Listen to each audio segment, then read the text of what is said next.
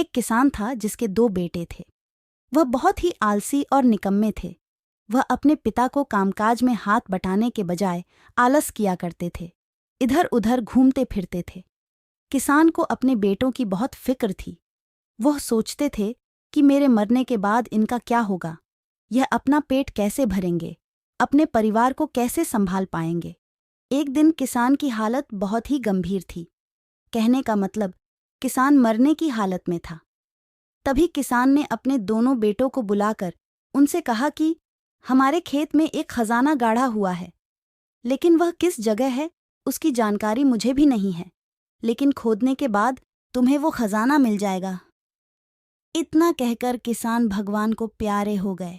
खजाने की खबर सुनकर दोनों बेटों के मन में लालच आ गया और वो दोनों खेत पर चले गए और खेत को खोदने लगे।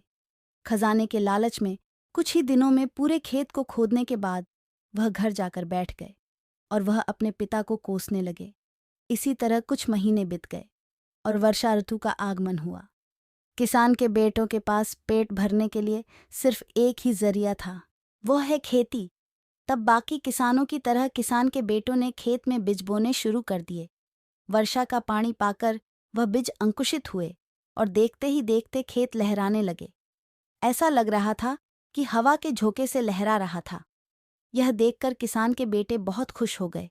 उनको समझ आ गया कि परिश्रम ही सच्चा धन होता है, और वो उसी तरह से अपने पिता के शब्दों का मोल भी समझ गए और अपने कामकाज में लग गए।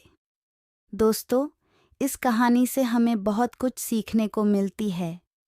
इसी तरह और कहानी सुनने के लिए हमारे चैनल को सब्सक्राइब करके रखें।